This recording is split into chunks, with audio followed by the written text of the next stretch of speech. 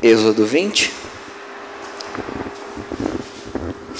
Hoje a gente vai ver um tema que tem se tornado popular, né, que é maldição hereditária. Maldição hereditária, isso existe?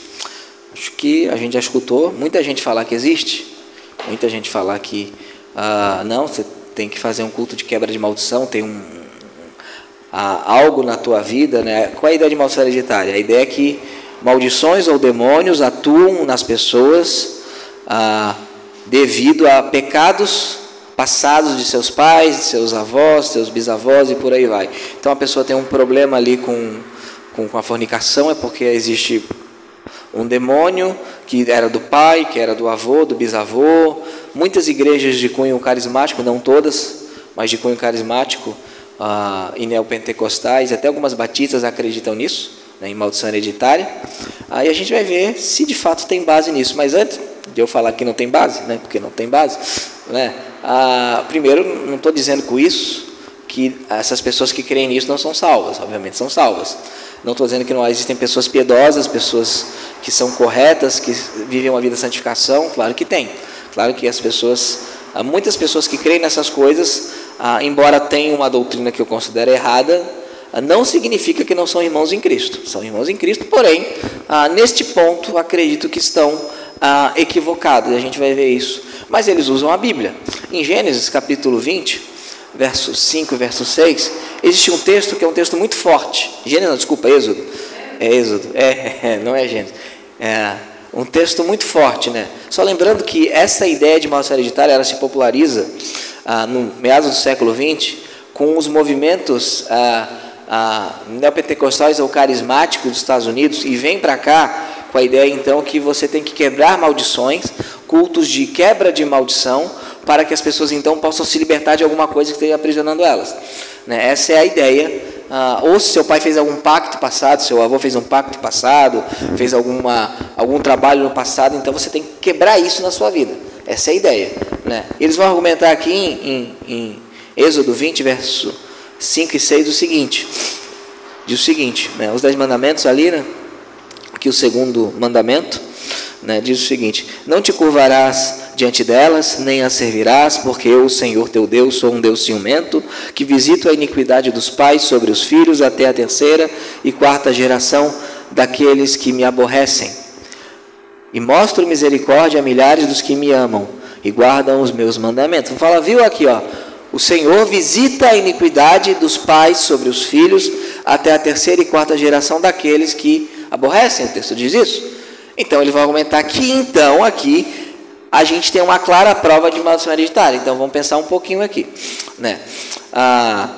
Como é que funciona a maldição hereditária na cabeça de quem acredita? Tem uma maldição na tua família, que é Satanás, os demônios estão agindo. Você tem que quebrar essa maldição para estar livre da maldição, né? Porém, quem é que aqui está visitando a iniquidade dos pais sobre os filhos? Não é o demônio. Então, se existe maldição hereditária baseada nesse texto, quem está amaldiçoando seria o próprio Deus. Se Deus estaria hipoteticamente amaldiçoando, como é que então a igreja faria um culto de quebra de maldição para quebrar a maldição que Deus está fazendo? Não acho que nenhuma igreja conseguiria fazer isso. Então, o uso desse texto aqui é equivocado. Por quê? Porque no que eles creem, o texto não se encaixa, porque aqui não é um demônio amaldiçoando eles, é o próprio Deus. Agora, o que o texto quer dizer aqui? Primeiro, se interpretar esse texto literalmente, a gente tem um probleminha aqui. Por quê? A maldição vai até a 3ª ou até a 4ª geração? Fala até a 3ª e 4ª. Mas então, tem gente que é 3ª, gente que é 4ª? Não. O que significa aqui? O texto fala daqueles que me odeiam, daqueles que me aborrecem. Então, o Senhor visita no sentido bem simples. Meu pai é idólatra. Eu vou aprender o quê? Idolatria. Eu aprendendo idolatria, eu vou ser um idólatra. Eu sendo idólatra, eu vou estar em desfavor de Deus, porque eu vou estar pecando contra o Senhor. Então, é esse o contexto. Nisso que ele visita. Um outro ponto importante, quando isso foi escrito, você vivia em clãs, entenda? 3ª e 4ª geração. Então, você tem o patriarca, aí você tem o filho do patriarca, o neto do patriarca e o bisneto do patriarca. O patriarca é idólatra. Qual é a consequência natural? que o filho seja idólatra, o neto seja idólatra e o bisneto seja idólatra. Quando Abraão se circunda, quando Abraão começa a servir ao Senhor, toda a casa teve que servir ao Senhor. Então, a ideia aqui, nessa construção aqui, o texto está dizendo o seguinte, que aquela família de idólatras seria amaldiçoada. Porque no verso 6 fala que ele abençoa até 1000 gerações, a milhares de gerações daqueles que amam. Mas a gente sabe que não necessariamente um cristão que tem filhos, o filho será um cristão. Mas qual é a tendência? Que quando você é cristão, você ensine a fé ao seu filho. E aqui a gente tem aqui um contraste. O Senhor aqui amaldiçoa quantas gerações no máximo? Mas ele abençoa quantas? 1000. Então aqui não é uma conta matemática. Aqui é o seguinte, olha, o Senhor é um Deus ciumento e o Senhor, ele vai punir aqueles que são idólatras, mas o Senhor tem muito mais graça do que ira. Então se o Senhor pune até a terceira e quarta, ele abençoa até a milésima. Então usar esse texto aqui para dizer que existe maldição hereditária é um problemão. Por quê? Porque não é o diabo que está amaldiçoando, é Deus. O texto fala claramente que quem é amaldiçoado é aqueles que aborrecem, quem é abençoado é aqueles que guardam o mandamento. Significa que se eu sou filho de um crente, né, e eu não guardo o mandamento, eu não sou abençoado. Então é isso que o texto está dizendo. Então, o primeiro texto que eles usam é esse. Agora, o segundo texto é um texto mais complicado. Mais complicado mesmo. Levítico 19, 31. Levítico 19, 31.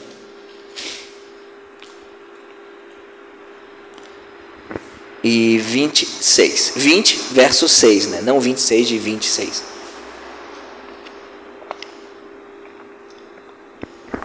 Onde é que começou essa ideia de maldição hereditária? Qual país? Estados Unidos. Correto? Qual é a tradução que eles usam nos Estados Unidos, majoritariamente, ou sempre usaram? É a King James. Então, a King James, ela vai traduzir aqui a expressão ob, né? Meu hebraico é horrível. Ob, não consigo falar esse negócio. Essa expressão, da seguinte maneira: não considereis os que têm espíritos familiares, nem buscareis feiticeiros para serem contaminados por eles. Eu sou o Senhor vosso Deus. E no verso 6 do capítulo 20, né? E a alma que se tornar para os espíritos familiares e os feiticeiros para se prostituir após eles, eu colocarei a minha face contra aquela alma e cortarei do meu povo. Então, como a King James vai traduzir ob por espíritos familiares, a CEF vai traduzir por adivinhadores, se não me engano. Adivinhadores, né? Não, a CEF traduz por isso, adivinhadores, a King James, espíritos familiares. Então, a pessoa está lá na década de 50, está lendo a King James, espíritos familiares. Então, espírito na família. Então, aí eles fazem uma teologia baseada neste versículo da King James, né? Da King James, e exporta para o Brasil. Porém, a expressão aqui, ob, né? Espíritos familiares, e aqui eu vou pegar a definição, a interpretação de um teólogo do século 18, que usava King James. Então é interessante, mesmo durante 300 anos as pessoas usando a King James, ninguém teve a interpretação que era maldição hereditária. Ninguém teve. O que vai dizer aqui o John Gill? Que a ideia aqui era de odres, adivinhação utilizando odres, garrafas, ventrílocos. Então eles falavam, era como se o ar saísse do odre, da garrafa, né? Agora, qual era a crença deles? Que havia um espírito na família que te ajudava a adivinhar. Agora, note bem o que vai dizer o texto aqui, no verso 6 do capítulo 20. E a alma que se tornar para os espíritos familiares, ou a alma que se procurar adivinhadores. Não está falando que esses espíritos iriam passar de geração em geração. Está dizendo o seguinte, olha, a pessoa que procurar, busca por esses médiums, essa pessoa será cortada do meu povo. Então, mesmo que você entenda aqui que a tradução é espíritos familiares, o que seria, na verdade, médium, adivinhadores, né? O texto não diz que esses espíritos familiares são espíritos da família que passam de geração em geração, e sim que essas pessoas buscam esses espíritos, né? Ou buscam esses adivinhadores. A gente sabe o que está por trás dos adivinhadores, aquela mulher em Atos 16, que tinha um espírito de Piton, de adivinhação, a gente sabe que era um demônio, né? Então como é que eles utilizavam aqui? Era interessante, eles pegavam o odre e ficavam soprando e saía vozes da garrafa, né?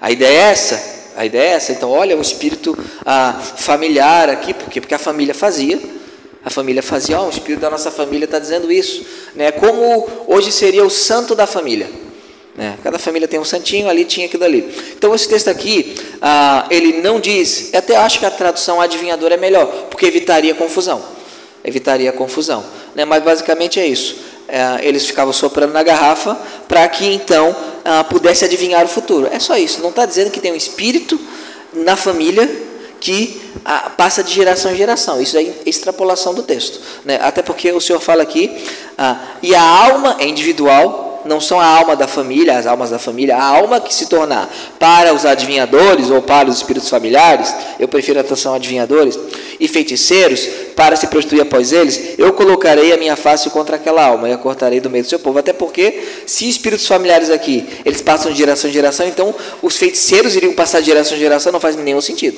né? Então aqui, o que o texto está dizendo é o seguinte, que aqueles que procurarem adivinhadores, seja por que meio for, ali era só para a garrafa, hoje a pessoa vai no búzios, ali joga búzios, carta, seja que meio for, o Senhor desagrada. Então aqui também não fala de maldição hereditária,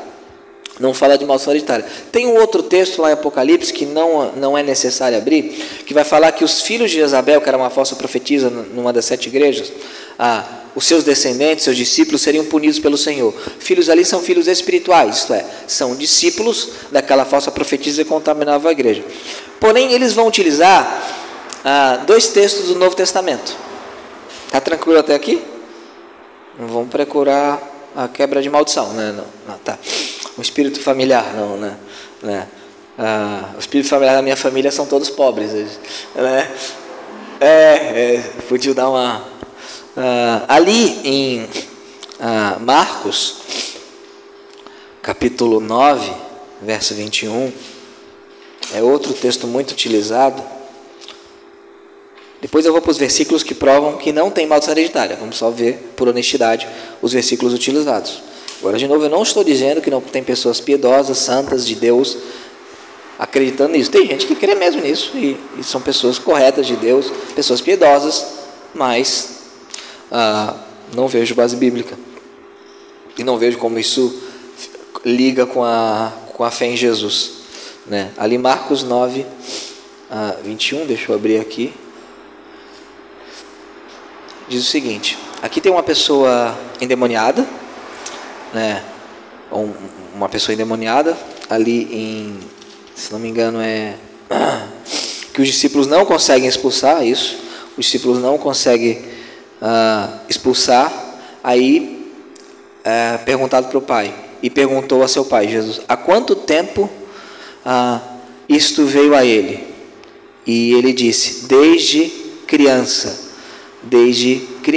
Então aqui a gente tem um fato de alguém, e a expressão criança ali é desde a mais tenra infância mesmo, alguém que desde muito pequeno era possesso, ok? Desde muito pequeno era possesso,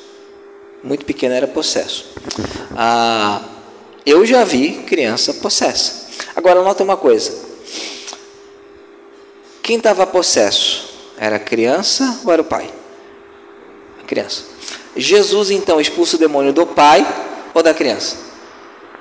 Jesus indica de alguma maneira que o pai tem alguma maldição nele, tem que ser quebrada a maldição do pai para que a criança seja livre? Não. Então o que o texto não diz? O texto não diz que aquela criança está possessa por culpa de alguma prática do pai, ou porque o pai cometeu um pecado, ou porque o avô cometeu um pecado, ou porque o bisavô cometeu um pecado. O texto simplesmente admite o fato que essa criança está possessa desde criança, desde pequena. Esse homem é possesso desde criança. Ponto. O texto não explica por quê. Ok? Agora, eu já vi criança possessa. Criança de 3 anos de idade. Né? Aliás, foi o único caso que eu não consegui expulsar até hoje. Né? O único. Né? Talvez tenha me faltado, como aqui, oração e jejum. Né? Agora, esse caso, dessa que eu vi, e de outras crianças que eu vi, tinha algo interessante. As famílias, ou um dos pais, e aí não é maldição hereditária, mas aí tem que entender que vai ter consequência para a família, mexiam com feitiçaria, mexiam com o espiritismo. Tem um texto ali em Marcos capítulo 5, que é interessante. Jesus aqui está diante da legião, né? Da legião. E ele pergunta o nome do demônio. O demônio fala: meu nome é legião, porque somos muitos. Jesus aqui creio que só pergunta o nome somente aqui, para demonstrar que uma pessoa pode ter vários demônios. E eles faziam um pedido a Jesus. E pedia-lhe muito que não os enviasse para fora daquela terra ou daquela província. Ora, por que eles estão pedindo para não sair daquela província? Porque eles gostaram da vista? Qual é o motivo de não sair daquela região? O que me leva a entender esse texto? Que talvez o paganismo de Gadara, o Gerasa, facilitasse a ação demoníaca. Isto é, quando você mexe com coisa errada, obviamente você abre portas espirituais, ou você abre coisas. Uma coisa é você ensinar uma criança a orar o Pai Nosso e recitar o credo apostólico. Outra coisa é você ensinar uma criança a receber espíritos mediúnicos. Eu não sei se foi o caso daquele pai, não sei, mas a gente vê aqui que eles não queriam sair dessa terra. Então eu posso supor que, aí é uma suposição minha, que os casos de possessão de criança que eu já soube e o caso que eu já vi, muito possível era porque a família mexia com coisa, com feitiçaria. Isso não é maldição hereditária. Por quê? Porque se aquela criança crescesse, se convertesse, eu não precisaria fazer uma quebra de maldição. Apenas é um fato lógico. Você está numa casa piedosa, você vai sofrer influência piedosa. Você está numa casa ímpia, você vai sofrer outras influências. Ali em Daniel, capítulo 10, 13, o que corrobora o fato, eu não sei se aquela região de Gadara, os demônios queriam ficar ali porque eles eram pagãos, ou aquela região ficou tão pagã por causa dos demônios, eu não sei. Também não acho que vai ficar abrindo portal por aí, como alguns acham, essas bobagens. Agora, o fato é que eles não queriam sair daquela região. E é muito simples. O demônio prefere atuar onde? Uma região cheia de crente, cheia do poder do Espírito Santo, ou numa região cheia de incrédulo? Onde é que ele prefere atuar? Se eu sou o demônio lá, eu estou lá comissionado no exército de Satanás, agora você vai atuar. Aquela região é muito difícil. Muito difícil ali, os caras tudo ficam orando. Ali é complicado demais. Deixa eu ir para outra ali, os caras gostam de carnaval, gostam de ficar pelado. Ali é melhor, ali todos é mais tranquilo. Então, ali em Daniel 10, 13, diz o seguinte, Daniel ora, aí o anjo vem falar com Daniel, só que acontece uma coisa: porém o príncipe do reino da Pérsia resistiu-me por 21 dias, porém eis que Miguel, um dos primeiros príncipes, veio ajudar-me, e eu permaneci com os reis da Pérsia. O anjo foi lá, aí veio o príncipe do reino da Pérsia, que não pode ser o rei, porque um rei não ia peitar o anjo, só pode ser um principado, uma potestade que atuava na Pérsia e impediu o anjo. Então o que a gente vê aqui? Que realmente existem demônios que atuam em determinados locais, até porque os demônios não são onipresentes, então ele tem que estar em algum local atuando. Então é possível que alguns casos, e é muito usado, mas eu conheci tal criança que foi possessa. Sim, é possível que como aquela região de Gadara, a ação demoníaca prefira locais onde você tem mais não gosto de falar a palavra, mas brecha, tem que usar, mais brecha para que essa pessoa, para que esse demônio atue. Por isso a Bíblia fala: não dês lugar ao diabo. É muito simples. Aí o demônio vai atuar de diversas maneiras, obviamente. Então, tomar cuidado para não pegar a passagem da criança ali e falar: viu, maldição hereditária. Por quê? Porque em nenhum momento Jesus tratou uma quebra de maldição no pai. Nenhum momento. E o texto de Marcos capítulo 5 realmente mostra que tem algumas áreas, alguns locais, que os demônios parecem gostar mais. Naquele contexto ali era um local muito pagão. As pessoas adoravam falsos deuses. Então, aparentemente, os demônios gostam de locais que adoram falsos deuses. Então, pegando isso, um recorte micro, uma família que mexe com obras das trevas, mexe com evocação de espíritos, crianças que estão treinadas desde pequeno para serem médios, não é que tem uma maldição hereditária na casa. É que é o seguinte: eles estão abrindo uma porta gigantesca para que o demônio fique naquela terra. Então a gente não tem que ter um cuidado com isso. Alguma dúvida? Ok? Então, brincar de brincadeira do copo, não é bom, não é legal. Agora, o que a Bíblia fala em relação à maldição hereditária? A gente viu os versículos usados. Agora, o que a Bíblia fala ali em Ezequiel, capítulo 18? Ezequiel 18.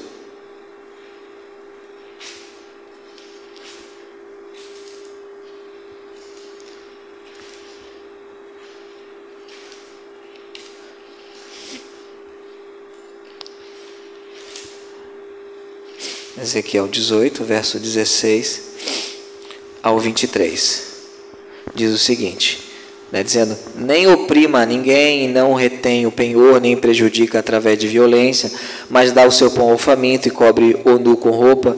Quem tiver retirado a sua mão do pobre, que não receba usura, nem aumente, executando meus juízos, andando em meus estatutos, ele não morrerá pela iniquidade de seu pai, ele certamente viverá. Quanto ao pai, porque ele cruelmente oprimiu, prejudicou seu irmão pela violência e fez aquilo que não é bom entre o povo, eis que ele morrerá em sua iniquidade. Ainda assim dizeis, por que o filho não carrega a iniquidade do pai? Por quê? Estão perguntando, por que então o filho não carrega a iniquidade do pai? Aí Deus vai dizer: quando o filho tiver feito aquilo que é lícito e certo, e tiver guardado todos os meus estatutos, e os tiver feito, ele certamente viverá. A alma que pecar, essa morrerá. O filho não carregará a iniquidade do pai, nem o pai carregará a iniquidade do filho.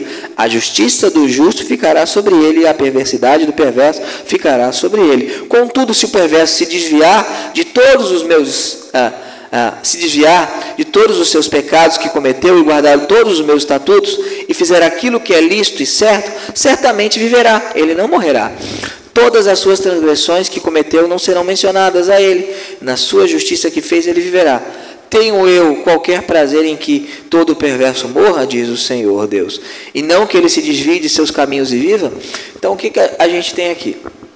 Alguns vão argumentar o seguinte: não, mas aqui fala de morrer no sentido físico, não vai ser morto, ok. Mas se Deus proíbe que se mate o filho de um pai pecador, por que o próprio Deus iria então permitir uma maldição na vida de um filho de um pai pecador? Se Deus diz aqui que o filho não leva a iniquidade do pai.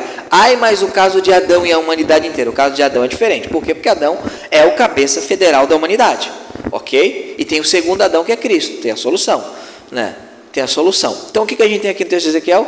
Que não é bíblico a ideia que eu tenho que carregar o pecado do meu pai e dos meus antepassados. Se o meu antepassado fez um pacto com o príncipe da Pérsia, eu não tenho nada a ver com isso. Claro, se eu continuo adorando essa potestade, esse demônio, esse falso Deus, eu estou, obviamente, sob a influência dele. Mas a partir do momento que eu busco viver retamente diante do Senhor, isso acaba.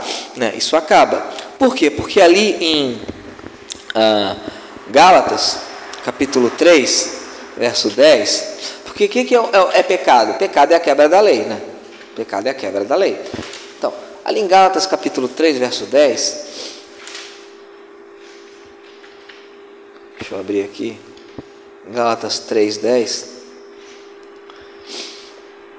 deixa eu aqui, diz o seguinte: porque todos quantos são das obras da lei estão sob maldição. Então já tem uma maldição, que o pecado, eu mereço a condenação. Pois está escrito: maldito é todo aquele que não observar todas as coisas escritas no livro da lei para cumpri-las. Agora olha o verso 13. Cristo nos resgatou do quê? Da maldição da lei, fazendo-se por nós uma maldição, porque está escrito: maldito é todo aquele que for pendurado em um madeiro, para que a bênção de Abraão pudesse vir sobre os gentios por meio de Jesus Cristo, para que possamos receber a promessa do Espírito através da fé. Então, o pecado, ou qualquer maldição que possa gerar pelo pecado, ela foi colocada sobre Jesus. A partir do momento que eu me converto ao Senhor, não há nenhuma maldição sobre mim, porque alguém já foi maldito em meu lugar. Então não há por que fazer um culto de quebra de maldição. O grande culto de quebra de maldição aconteceu na cruz, quando Jesus Cristo tomou sobre ele os meus pecados. E ali em Efésios, para a gente fechar, não há como ter maldição hereditária diante do texto de Efésios capítulo 1, versículo 3. Eu falo isso com todo respeito àqueles que acreditam em maldição hereditária. Efésios 1, 3 diz o seguinte: bendito seja o Deus e Pai de nosso Senhor Jesus Cristo, ao qual nos abençoou com o quê que Ele nos abençoou? Com todas as bênçãos espirituais nos lugares celestiais em Cristo. Como é que eu posso ter maldição na minha vida se eu recebi em Cristo todas as bênçãos espirituais possíveis? Não há como Deus permitir que um demônio me amaldiçoe, sendo que o próprio Deus já me abençoou com todas as bênçãos espirituais possíveis. Quando Balaão foi pago para amaldiçoar Israel, ele falou: não há encanto contra Jacó.